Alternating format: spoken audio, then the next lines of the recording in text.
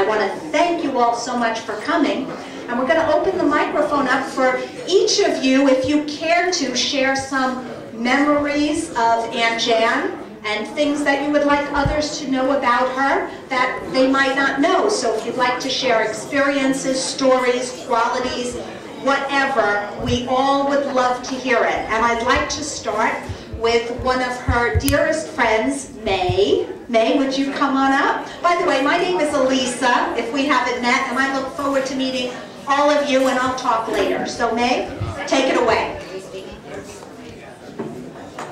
To remember loss, to celebrate life. And today we celebrate what would have been Jan's 80th birthday. Better? Okay. Jan and I had planned to celebrate our 80th this week in Chicago, visiting the architectural wonders of Frank Lloyd Wright. But that's not going to happen. But how blessed we are to have known Jan. She had the wisdom of Solomon and an incredible capacity for acceptance. Our friendship for 70 years was filled with much joy, intermingled with sadness. I miss her ability to make everything right. Jan will always be my role model. Nothing will ever dim the sparkle of her spirit. The void in my heart is now processing treasured memories, and that is indeed a blessing. Okay, thank you. Now, I'm not going to MC, I'm just bringing up the next guest, and after that, I would sure appreciate if you would line up over here, and then the next person will just take the microphone. So, Risa, take it away. Anyone else? Because my Aunt Janice was so consistent in her goodness, I am sure everyone has the same wonderful things to say about her. So in order not to be redundant, I will make this short. My first memories of Aunt Janice and her uniqueness were when I started coming to Florida to vacation as a teenager. Although I came to stay with both sets of my grandparents, Aunt Janice would always pick me up at the airport and invite me to spend time at her home, which was also always a welcome retrieve from the old folks. Although she was a working mother of 3 who did all the cooking, sewing, and cleaning, she always had the time and patience for me. She never made me feel like I was imposing. From those early 1960s until I was married with a baby, we were always welcomed into her home to vacation. In fact, it was there, while on vacation in March 1982, that I found out I was pregnant after several years of trying, and it was that baby, who turned out to be Rebecca, who gave birth to her daughter Leah just 6 days before Aunt Janice died. My Aunt Janice was truly one of a kind. My Aunt Janice was a great listener. My Aunt Janice was a friend to all ages. My Aunt Janice was always there when you needed her. My Aunt Janice always had a kind word to say to and about everyone. My Aunt Janice never complained. And last but not least, my Aunt Janice made everything she do seem effortless. Every Wednesday morning is a tribute to my Aunt Janice as I spin in these most valued spinning shoes that Aunt Janice gave me. Before I start my spin, I always say, this spin is in memory of my dear Aunt Janice. You will always be with me. Thank you.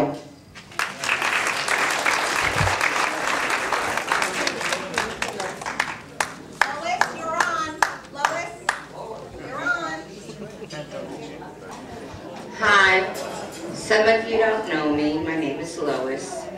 Aunt Janice was my father's sister.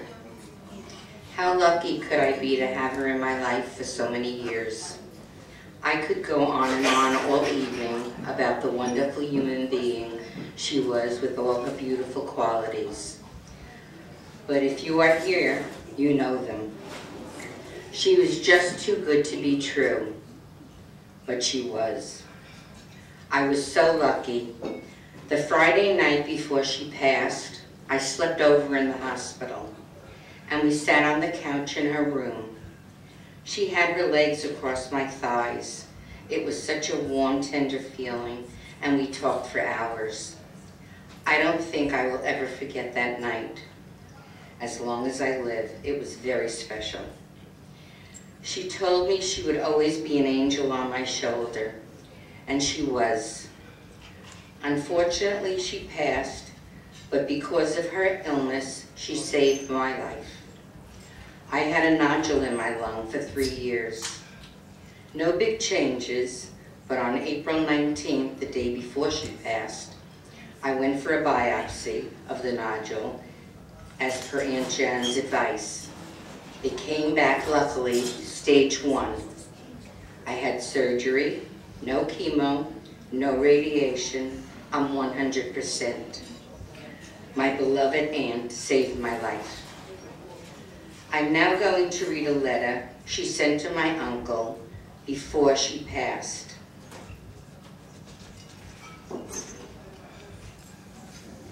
My dearest honey, I've never had a more miserable day in my life. I had work to do and things to sew, but just couldn't seem to bring myself to do them. What I did do wasn't done with a clear head. I don't know what this strange power you have over me is, even when you're not here.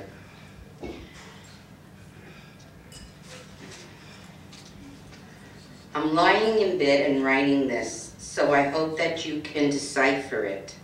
And if you can't, hon, don't bother. It's not worth it.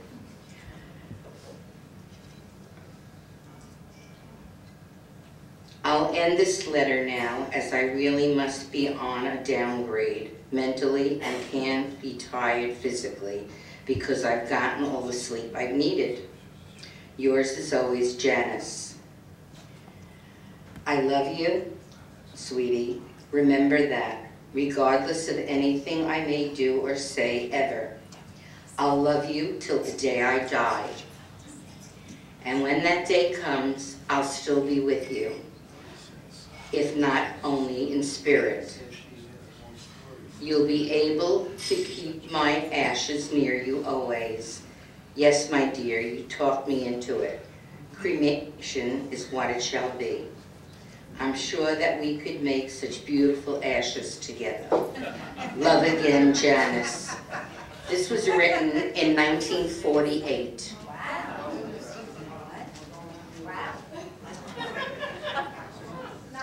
I'd like to thank you all for being here to celebrate the life of this phenomenal woman.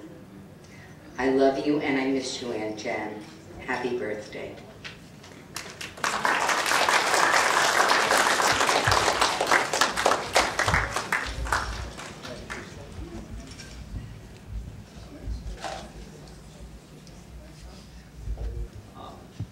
So I apologize if this isn't quite as wonderful as the last 3 speeches.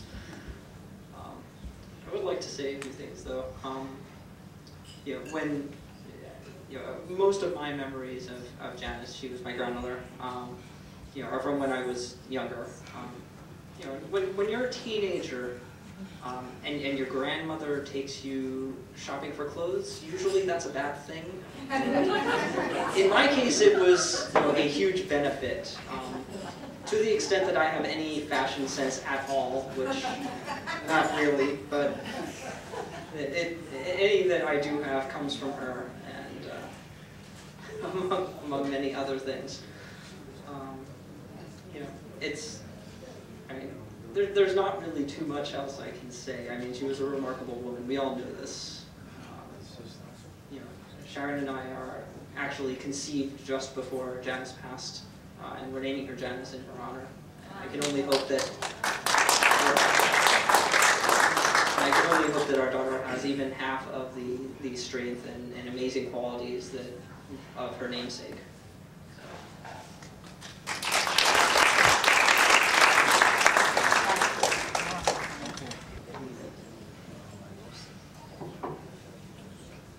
Hello,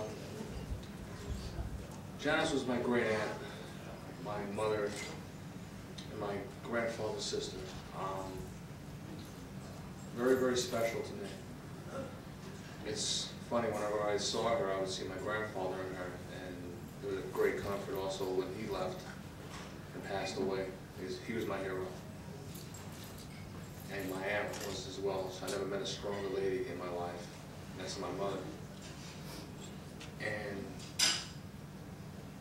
she had a way of taking away the pain if you weren't happy. She had a way of making everything okay. She would give you a hug and you feel like, you know, you just climbed into her chest and her heart, and she embraced your heart as well. Those of you who know her and loved her know how special she was and the great human being that she was. Today's her 80th birthday. I wish she was here along with my Uncle Al and my pop, my nan and pop. Whenever I came down here as a teenager like Risa, she would open her house to our whole family. And that's a special quality that a lot of people don't have. They open up their soul and their heart, and they open their arms, and she'd be there at the airport with my nan and pop waiting for us. We'd always go out to dinner with them, have a great time. My Uncle Eddie and Aunt Jan. That was my second home as a boy. I would hang out with my cousin Craig, who would every now and then wake up from the grave. That's where's my cousin Craig. Oh, he's in his room. He was playing the other night, so he would wake up. Hi Todd, how you doing? And then he'd go back to sleep. But it's a very special family we have, and a bond that is unbreakable. So I just want to raise my glass to you. Let's all raise our glasses. Say happy birthday to my Aunt Jan. God bless. I love you very much, and I'll never forget you. Amen.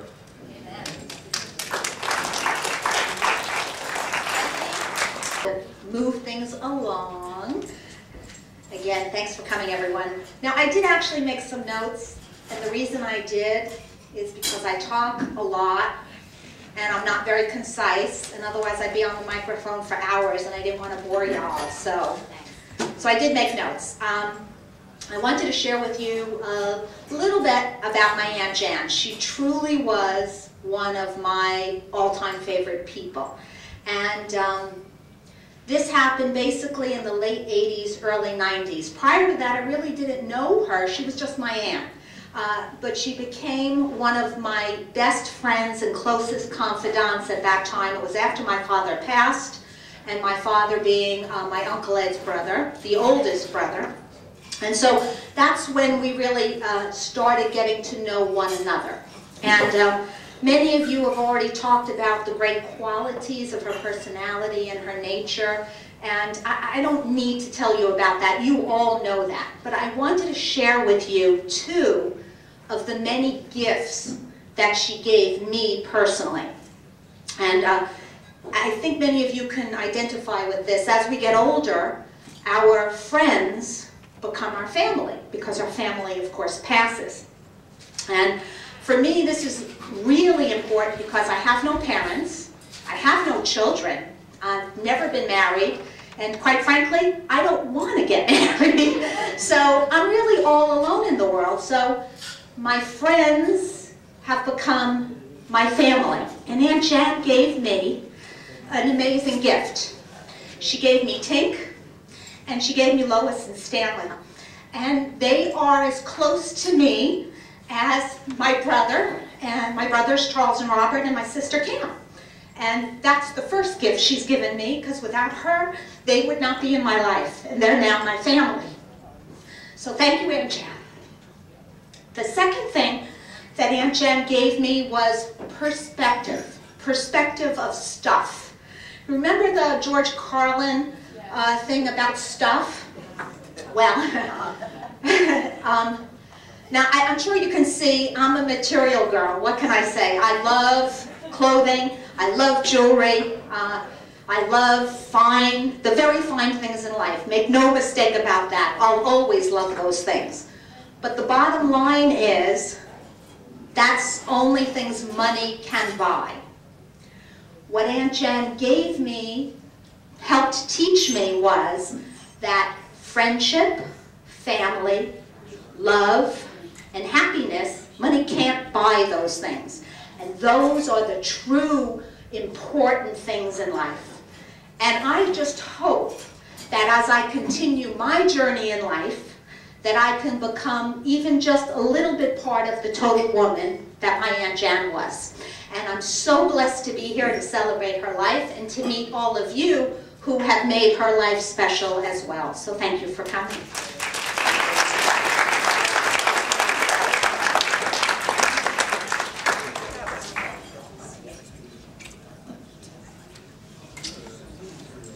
Story about Jan and I at FIT.